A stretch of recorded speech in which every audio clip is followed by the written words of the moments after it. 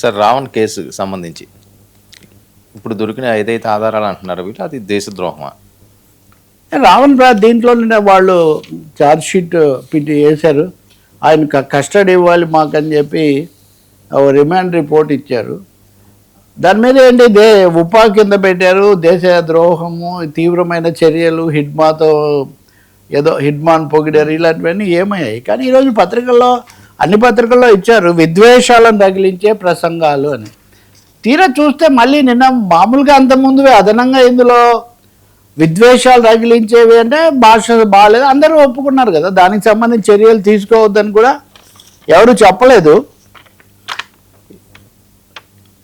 నిషేధిత మావోయిస్ట్ సంస్థకు మద్దతు పలికేలా పలు ప్రసంగాలు చేస్తూ పెట్టాడు. ఇప్పుడు వీడియోలు తీసేశారని కొత్త ఆర్గ్యుమెంట్. మరి మీరు ఎలా తీసేయని ఇచ్చారు? నేను నిన్న అడిగిన ప్రశ్న మళ్ళీ అడుగుతున్నా. ఆయన మీద ఇంత ఫోకస్ పెట్టి అరెస్ట్ చేసి వరుసగా 4 సార్లు పంపించిన వాళ్ళు వాటిని ఫ్రీ చేయాలి. మీరు వాటి మీద దృష్టి పెట్టి ఉండాలి కదా, ఏం జరుగుతుంది. వీడియోలు వీళ్ళ దగ్గర ఉన్నాయట, అలా అయితే డిలీట్ చేశారు. కానీ అందుకని అక్కడే సమస్య వస్తుంది. అవి ఫేక్ అంటారు వాళ్ళు. అవి ఫేక్, అవి ఏఐ క్రియేటెడ్. ఆ మాటలు మేము ఎడిట్ చేశారు అన్నది అయితే నేను కొన్ని చూపించా కూడా. ఎడిట్ చేయడం అయితే కొంత జరుగుతుంది. ఆ మాటలు కొన్ని ఈ మాటలు కొన్ని తీసుకొని వచ్చి.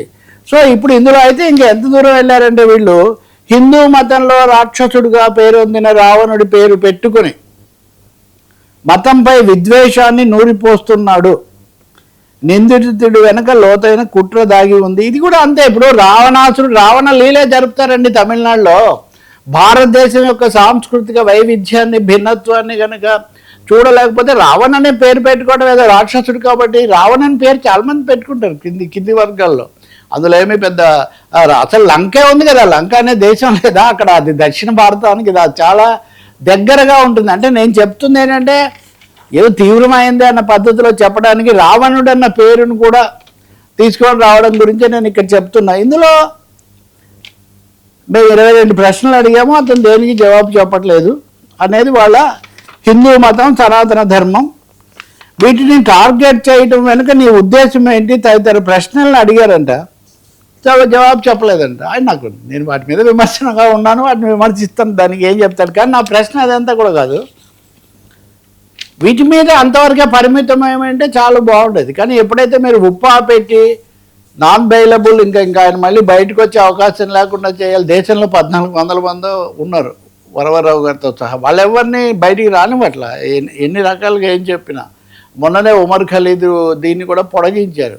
అందువల్ల దీన్ని మోపడంలో ఉద్దేశం బయటికి రాకుండా చేయటమే. ఇది ఒక్క రావణ్ కోసం కాదు, భవిష్యత్తులో ఇలా మాట్లాడేవాళ్ళు, విమర్శలు చేసేవాళ్ళు. ఇందులో 2 భాగాలు, ఒకటి తిట్లు బూతులు, 2 సాధారణ విమర్శలు కూడా ఉన్నాయి. సో విమర్శలు చేసేవాళ్ళు నోరు నొక్కడానికే ఇలా చేశారు అన్నదైతే ఉంది. ఇందాక నేను వస్తున్నప్పుడు కూడా ఏబి వెంకటేశ్వరరావు ఆయన బృందం కూడా మీడియాతో మాట్లాడుతున్నారు. ఈ విషయాలు తెలిసిన వాళ్ళలో ఏబి వెంకటేశ్వరరావు కంటే ఎవరుంటారు? సరే, వామపక్షాల నాయకులు అంటే నిన్న ప్రదర్శన కూడా చేశారు, వాళ్ళు దీన్ని పూర్తిగా ఖండించారు. జగన్మోహన్ రెడ్డి ఖండించారు, లేకపోతే జాతీయ స్థాయిలో కూడా చాలామంది ఇది సరికాదు, ఇలా సోషల్ మీడియా వాళ్ళ మీద కూడా ఉప పెట్టుకుంటూ వెళ్తే ఇది ఎక్కడికి పోతుందని ఏబి వెంకటేశ్వరరావు కూడా అదే చెప్తున్నాడు. ఇప్పుడు ఆంధ్రప్రదేశ్లో వర్మ నిన్న మనం మాట్లాడాం కదా, 2000కు పైగా సోషల్ మీడియా కేసులు పెట్టారు.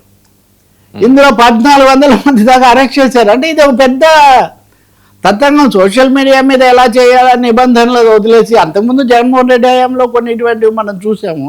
ఇప్పుడు అది మరింత భారీగా, ఇందాక మనం మాట్లాడుకున్న ఈ అసహనాలు, ఆగ్రహవేశాల నేపథ్యంలో ఇది జరుగుతుంది. నిన్న కూడా ఎవరో మీడియాలో చర్చలో నేను చెప్తున్నా, రావణ్ మాట్లాడిన దాంట్లో భాష బాగలేనివి, రెచ్చగొట్టేవి ఉంటే వాటి మీద సంబంధితమైన సెక్షన్ల కింద పెట్టండి. కానీ 4 సార్ల పాటు ఆయన బయటకు వస్తున్నాడు కాబట్టి ఇంకోసారి బయటికి రాకుండా కన్యాశుల్కల రామపంతులు అంటాడే ఇంకో 4 స్ట్రాంగ్ కేసులు బిగించేసి వాడిని చేస్తానంటుంటాడు అనమాట. రామపంతులు లీగల్ జాకాలు ఏదో అంటుంటారు. కాబట్టి ఈ ధోరణి మీద ఇంత విస్తృతమైన మద్దతు నిజానికి రావణ్ మీద ఉన్న ఆరోపణలు, కేసులు బట్టి చూస్తే వచ్చి ఉండకూడదు. ఎందుకు వస్తుంది అంటే నిన్న నేను సెల్ఫ్ గోల్ అన్నట్టుగా సెల్ఫ్ గోల్ అయిపోయింది. పని కట్టుకొని ఆలస్యంగా జ్ఞానోదయమైనట్టుగా అతి కఠినమైన శిక్షలు పెట్టారు.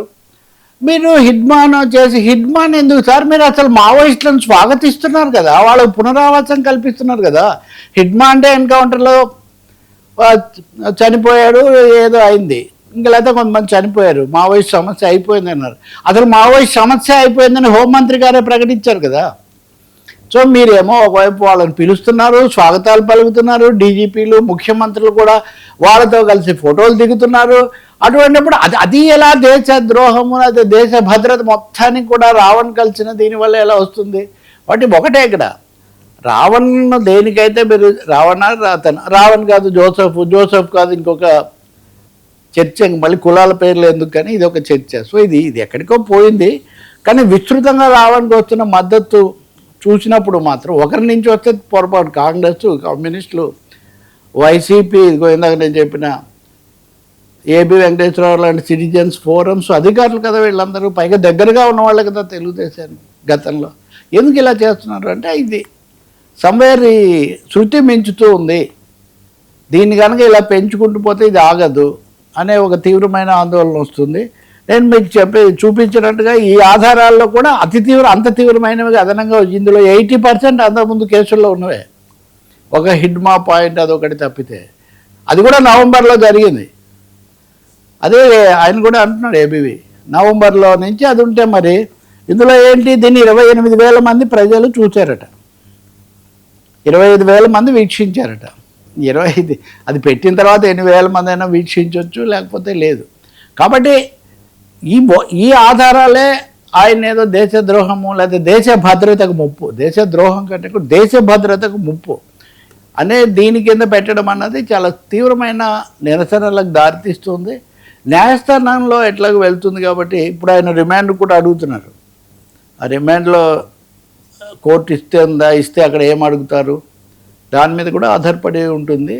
కానీ ఇది పెంచుకోకుండా చూడటం, ఇదే కనుక ఈ అసహన కాండ ఇలాగే కొనసాగితే మటుకు నిరసన ఇంకా పెరుగుతుంది. ఎందుకంటే సోషల్ మీడియా ఇంకా ఆల్రెడీ కేసు అయిపోయి ఎఫ్ఐఆర్ అయిపోయిన తర్వాత ఇంకా కోర్టు పరిధిలోకి వెళ్ళిపోద్ది కదా సార్. అందుకే కోర్టే చెప్పాలని వీళ్ళు చేయాల్సింది ఏముంటుంది, కోర్టుకే చెప్తున్నాను, కోర్టే దీన్ని పరిష్కారం చేస్తుందని భావిస్తున్నాను అన్నా నేను. రెండోది ఏం చేయంటే ఇంకా ఇతరుల మీద ఇలాంటి వేట ఇది సరికాదని సమస్య అది కదా. రావణ ఒక్కడే లేడు కదా, విమర్శకుల్లో కానీ మీడియాలో కానీ ఇంకో విధంగా కానీ, ఇదేదో వేరే విధంగా దేశం అంతటా ఉంది. మీకు ఇప్పుడే కనుక చెప్పాలంటే వర్మ దీని కొనసాగింపుగా దేశం అంతా ఇదో పెద్ద సమస్యగా ఉంది. నిన్ననే సుప్రీంకోర్టులో గూగుల్, మెటా, ఇంకా ఒకటి ఇటువంటివి వాట్సాప్ వీళ్ళందరూ కూడా నోటీసులు తీసేయమంటే తీసేయలేదు, కొన్ని అభ్యంతరకరమైనవి తీసేయమంటే తీసేయలేదని సుప్రీంకోర్టు, ఢిల్లీ హైకోర్టు వాళ్లకు ఆక్షేపం చెప్తే వాళ్ళు అన్నారు, బాబు లక్షోపలక్షలు మిలియన్ల సంఖ్యలో ఒక నిమిషానికి వేల సంఖ్యలో పోస్ట్ అవుతుంటాయి, ఇవన్నీ అసలు ఎవరెక్కడ చేశారు, దాని ఉద్దేశం ఏంటి, ఇవన్నీ మేము స్క్రీనింగ్ చేయడం అనేది అసంభవమైన విషయం. డెలీట్ చేయగలిగితే మేము డెలీట్ చేయగలమేమో, కానీ మేము డెలీట్ చేశాక కూడా వాడు ఇంకో చోట పోస్ట్ చేయొచ్చు. ఎందుకంటే ఇన్ని అకౌంట్స్ ఎక్కడున్నాయో మాకు తెలియదు. ఒకసారి ఉన్నదాన్ని కోర్టు ఉద్దేశ దీనికో లేకపోతే ప్రభుత్వం వద్దంటేనో ఒత్తిడికో మేము వాటిని తీసేస్తాము. ఎవరైనా, నేను రావణ్ గురించి చెప్పట్లేదు, ఎవరైనా కానీ ఈ అభ్యంతరకరమైన పోస్టులు అన్న వాటిని వద్దు మీరు తీసేయండి అంటే మేము ఒకసారి తీసేస్తాం, కానీ వాళ్ళు మళ్ళీ ఇంకో చోట పోస్ట్ చేయరు అని మేము చెప్పలేము. ఈ పోస్ట్ చేసింది అది ఒకటేనా, కొంచెం 2 లైన్లు ఏది మనకు తెలుసు కదా, మెకానికల్ కంపారిజన్ ఎప్పుడు ఒక చిన్న ఇది తగ్గిస్తే కూడా అది మళ్ళీ కొత్తగానే తీసుకుంటుంది అది. కాబట్టి మేమైతే గ్యారంటీ ఇవ్వలేము అని వాళ్ళు పూర్తిగా న్యాయస్థానం సాక్షిగా వాళ్ళు చేతులు ఎత్తేసారు. దీంట్లో ఇంకా తదుపరి ఇలాంటివి నిన్ననే ఇంకోటి కూడా ఉంది. కల్కటాలో ఒక అతనికి ఉద్యోగం ఇచ్చారు, రామకృష్ణ మిషన్లో డాక్టర్. అతను ఒక పోస్ట్ పెట్టాడు, ఇదిగో ఇలాగే ఈ హిందూ మతం దీని మీద. అతనికి ఉద్యోగం ఇవ్వలేదు వాళ్ళు, మేము నీకు ఉద్యోగం ఇస్తే అని. అతను కేసు వేసాడు, నన్ను ఉద్యోగాన్ని సెలెక్ట్ చేసి తర్వాత నాకు ఇవ్వలేదు అంటే, నీకు ఎవరైతే ఉద్యోగం ఇస్తున్నారో వాళ్ళనే విమర్శిస్తూ నువ్వు పోస్ట్ పెట్టిన తర్వాత నీకు ఉద్యోగం ఎలా ఇస్తారు, ఇవ్వకపోతే దాంట్లో తప్పేం లేదు అని సుప్రీంకోర్టు, హైకోర్టు, చాలా కోర్టులు ఉన్నాయి కదా, దాన్ని అతన్ని ఆమోదించింది. అలాగే ఇంకో కేసులో మొహమ్మద్ ప్రవక్తను అవమానించే చాలా తీవ్రమైన ఇవి పోస్టులు ఉన్నాయి, వీటిని వెంటనే మీరు ఆపడానికి చర్యలు తీసుకోవాలని ఒక వ్యక్తి సుప్రీంకోర్టుకి వెళ్ళాడు. నేను ఇవన్నీ ఎందుకు చెప్తున్నానంటే ఒక వాతావరణం దేశంలో ఎలా వస్తుందని తెలియడానికి. సుప్రీంకోర్టు ఆ విషయం విచారించి విచారణకే తీసుకోలేదు. మీకు ఏదైనా ఉంటే మీరు వెళ్ళి కోర్టుకు చెప్పండి, కింద కోర్టుకు చెప్పండి. There is a due process. ఈ పోస్టులు, దేవుళ్ళు, మతాలను అవమానించడం ఇవన్నీ దేశంలో చాలా ఎక్కువైపోతున్నాయి.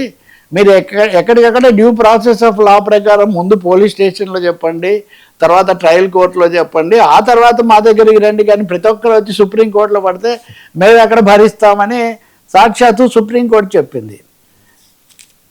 ఇంక ఇది కాకుండా అతి తీవ్రమైనది ఇప్పుడు చెప్తా నేను. తాజ్ మహల్ మీద కూడా దర్యాప్తు జరపమని ఇప్పుడు ఉత్తరప్రదేశ్లో ఒక న్యాయస్థానం ఉత్తర్వులు ఇచ్చింది.